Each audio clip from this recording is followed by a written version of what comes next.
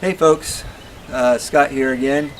In this video I just want to talk a little bit about how I do power saw maintenance and how I take care of my saws and just some various tips. These are just the way I do things. I'm sure that a lot of people have their own way of doing things, but maybe if any of this is helpful to you, that would be a good thing.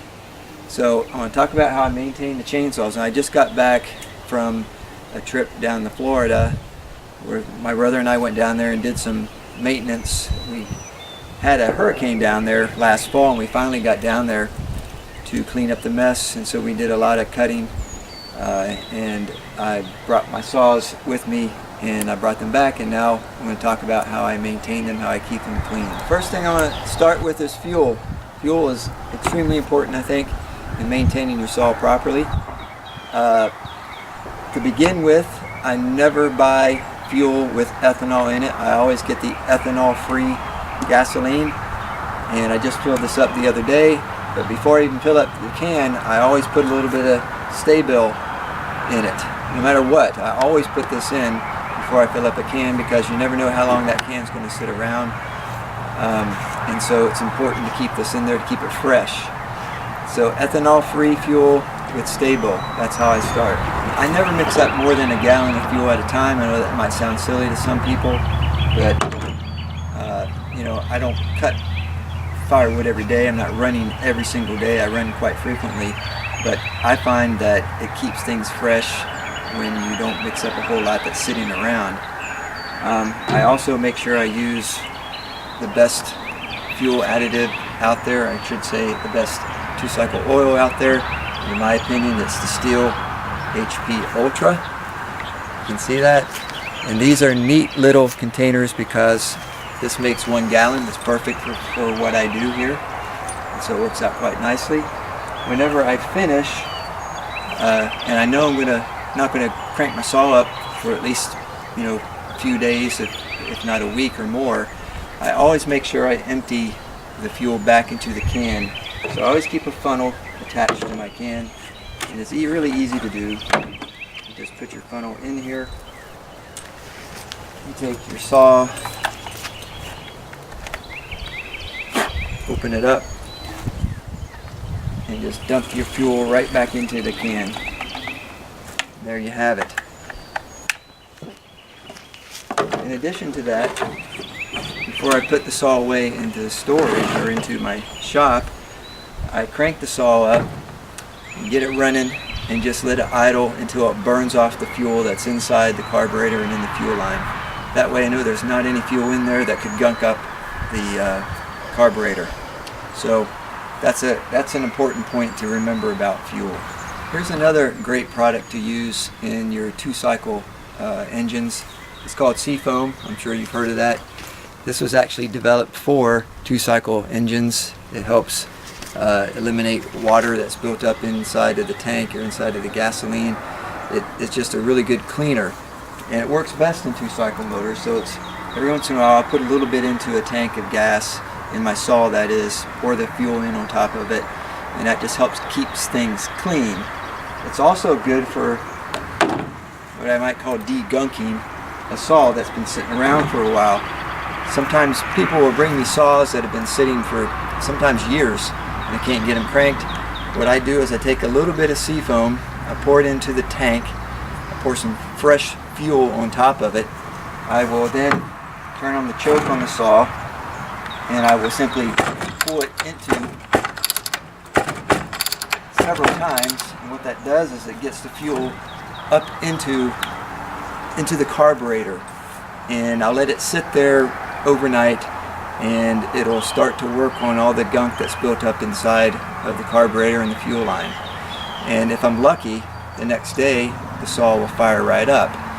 Of course I check the spark before I do any of that. If that doesn't work, then I'll pour some fuel directly into the carburetor and sometimes right into the spark plug hole, put the spark plug back in, and just continue to work with the saw until it begins to loosen up some of the gunk that's built up over time. So Seafoam is a really great thing to use for your power saws and for your two-cycle motors. So there you have it. Here's a good example of what I was talking about with the use of Seafoam. A friend of mine gave me a couple old power saws. Here's an old Homelite. I believe it's an XL12, I think. But it'd been sitting around in his shed for a long time. He picked it up at a pawn shop years ago. So I brought it home with me. I put some seafoam in the tank along with a fresh batch of fuel. I pulled the choke. I opened the choke. I pulled the cord a few times and just got some fuel into the carburetor. Let it sit overnight. The next day it fired up. So let's see how it does today. See if it'll crank up.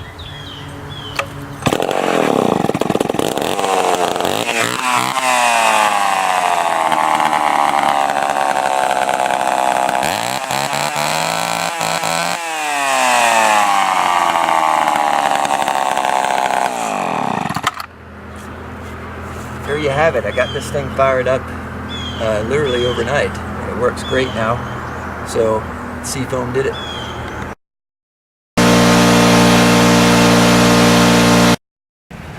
A couple things I use when I'm cleaning up a power saw after I've been using it. This is a really nice little brush that's made out of some poly something or other, plastic bristles. It's good for cleaning out areas. It pulls sawdust mixed with oil right off of the components. Either a hacksaw blade like this or a small screwdriver to clean the groove out of the bar. But before I do anything, I use compressed air to blow the saw off, clean it up real good. I even pull the cover off to blow all the dust out of the carburetor area, off of the air filter, so it's nice and clean before I do anything with this material. So I'll show you how I do that.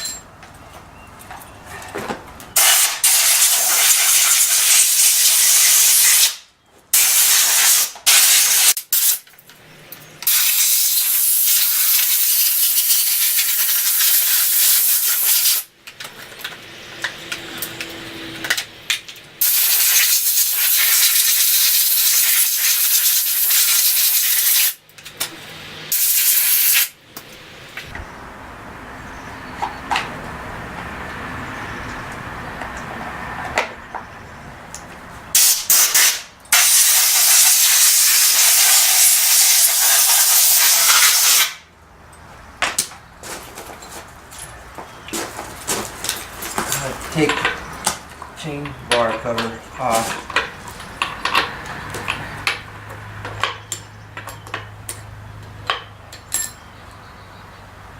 For a little bit of fine tune cleaning. You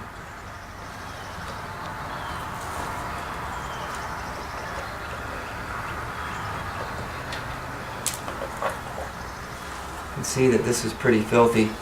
A lot of times this will blow off with the compressed air as well.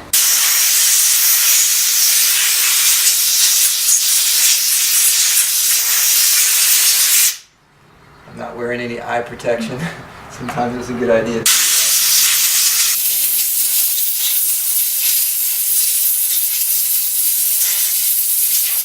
See how that's got a lot of that stuff. And I'll play the chain bar right off the saw.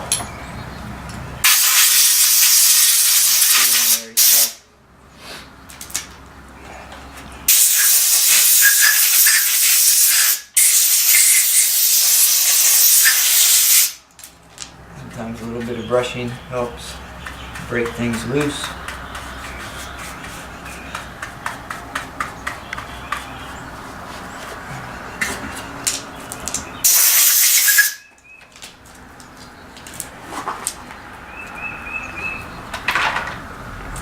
Where I take the hacksaw blade and just kind of pull out any debris that's in there. There always is some gunk in there.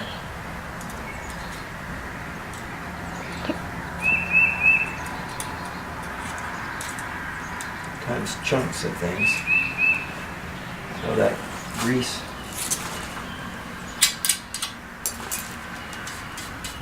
Brush off. Pretty commonsensical stuff here. Doesn't take a genius to do this. Figure this out.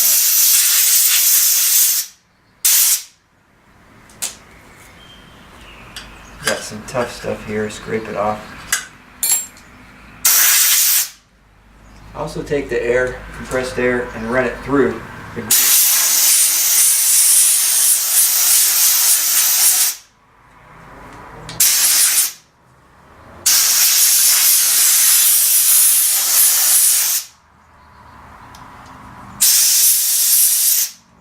It's important to get these little holes where the oiler feeds oil into the bar. Make sure that they're cleaned out, there's no obstruction there.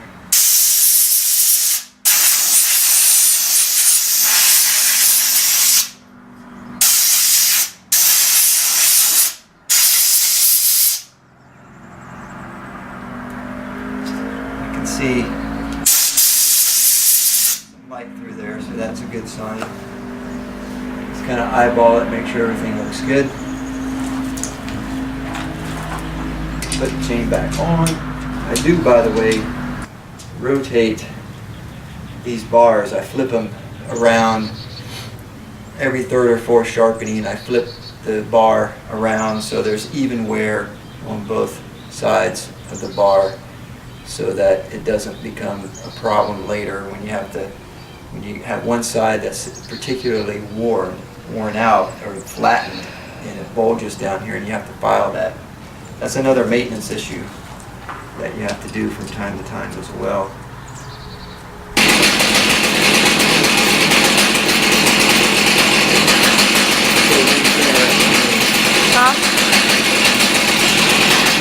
Alright, just letting the fuel burn out of the carburetor and the fuel line.